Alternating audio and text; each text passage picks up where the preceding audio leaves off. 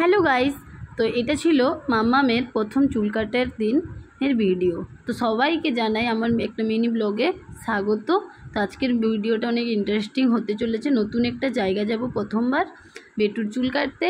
সেমন কোনো মানত ছিল না, কিন্তু প্রথম চুলটা দেওয়ার ছিল যে একটা মন্দিরে দিব। তো আমাদের এইখানে জামশেদপুরের কাছেই গল্পাহারি মাতা মন্দিরেই ওর চুলটা দিয়ে আসবো। তো চলো আমরা বেরিয়ে পড়েছি, সবাই রেডি হয়ে গেছি। এবার আমাদের মন্দিরের কাছেই পৌঁছে গেছি। এটা ছিল পাহাড়ের নিচেই, ওখান থেকেই গাড়ি রেখে জুতো রেখে সব সামান নিয়ে করে উপরে যাব। তো তার জন্য আমরা ফুল প্রসাদ সব কিছু নিয়ে নিচ্ছি, যা মুন্ডনে লাগে ওনারা নিজেরাই সাজিয়ে গুছিয়ে দিয়ে দিচ্ছেন। তো তার জন্য আমরা একটু অঙ্গভঙ্গি করে নিলাম, যে বরকে বললাম একটু ভিডিও বানিয়ে দাও।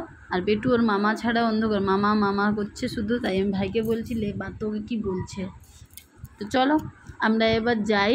পাহাড়ের উপরে উঠতে তো অনেক কষ্ট হয়ে গেছে, অনেকগুলো সিঁড়ি। তো ভাইকে বললাম একটু দুজনের ভিডিও করার মতো কেউ থাকে না, যাই হোক এবারে তো ভাই আছে তাই একটু ভিডিও বানিয়ে দিল, তাই না?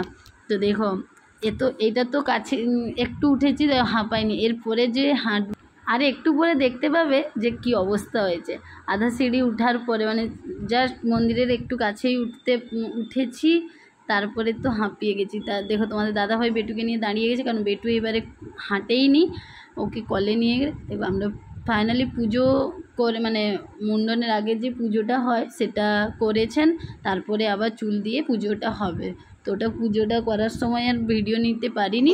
তো এবার বেটু চুল কাটা শুরু হয়ে গেছে। দেখো ও কত কাঁদছে, ছোটো বাচ্চা সে তো কাঁদবেই প্রথম চুলটা। কিন্তু আমরা ভাবছিলাম যে ছটফট করবে, কাটতেই দিবে না, কিন্তু সেমন কিছু করেনি। শান্ত হয়ে বসেছিল, কিন্তু কাঁদছিল, ভয়ে কাঁদছিল, যেহেতু ঘুরে ঘুরে কাটছেন, ওনাকে কোনো দিন দেখেনি তাই। আর চুলগুলো খুব মুখে ঢুকছিল। তা আমি ওইটাই বোঝাচ্ছিলাম ওকে যে কাঁদিস না মাম্মা, চুলগুলো তুমি ঠাকুরকে দিচ্ছিলে যে। তার আগের দিন থেকেই ও বলছিল যে চুলগুলো কাকে দিবে না ঠাকুরকে। এবার চুল কাটাও হয়ে গেল কত সুন্দরভাবে। আর ওর পাশেই যে বাচ্চাটা আছে ও আজকে মুন্ডন হলো, তাই বলছে মাম্মাম দেখো ভাইও চুল কেটে দিয়েছে, ভাইয়েরও চুল ঠাকুর নিয়ে নিয়েছে, তাই না? চান টান করে ওর মামার দেওয়ার ড্রেসটা পরিয়ে দিয়েছি। তো মামারই এইটাতে প্রথম চুল দেওয়াটাতে মামার ড্রেস পরে আর মামার হাতেই চুলটা দেওয়া হয়, মামা দিয়ে পুজো করতে যায়। তো আমার বেটু এবার নতুন লুকে রেডি হয়ে গেছে। তো নতুন লুকটাতেও কেমন লাগছে অবশ্যই কমেন্ট করে জানিও, আর আমার এই মিনি ব্লগটা কেমন লাগলো সেটাও জানিও। তো দেখো এত সুন্দর জায়গা কখনো আসেনি, প্রথমবার এসেছি। আর খুব সুন্দরই জায়গা, যেহেতু পাহাড়ের উপর তো ভালোই লাগছিল, খুব সুন্দর লাগছিল। এবার চলো আমরা পুজো দিতে যাই। পুজো দেওয়ার পরে একটু ঘোরাঘুরি করে তারপরে বাড়ির দিকে যাব। তো চলো আমরা মায়ের কাছে পৌঁছেই গেছি। তো দেখো মায়ের কাছে পুজো দিচ্ছি, আর মায়ের পুজোও হয়ে গেল। মায়ের পুজো দেওয়ার পরে একটু মায়ের আরতি করে নিলাম। মায়ের আরতি করার পর বেটুকে দেখো কত খুশি, এবার চুল কেটে দেয়। পাপার সাথে একটু ভিডিও করে নিয়েছে, বললে ঠাকুরের কাছে দিয়ে দিয়েছি চুল।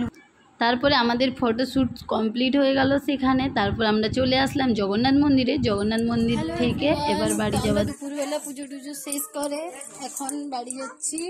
আমার মেয়ের নতুন লুক এবার দেখি দাও। তুমি কি হয়েছো মা?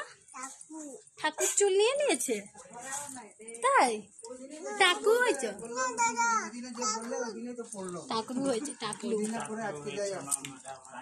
সবাইকে জানাই শুভ দুপুর। অনেকক্ষণ অ্যাক্টিভ নেই, তো আজকে মেয়ের এই লুক কেমন লাগছে জানিও। অনেকদিন পর, পুরো 2.5 বছর পরে। এবার অনেকটাই খিদে পেয়ে গেছিলো, 12টা যেহেতু বেজে গেছিলো। তো আমরা রেস্টুরেন্টে ঢুকে পড়েছি ধোসা খেতে, বিনা পেঁয়াজ রসুন। তাই আমরা খেয়ে নিয়ে এবার বাড়ি যাব। তো এখানেই ব্লগটা শেষ করলাম।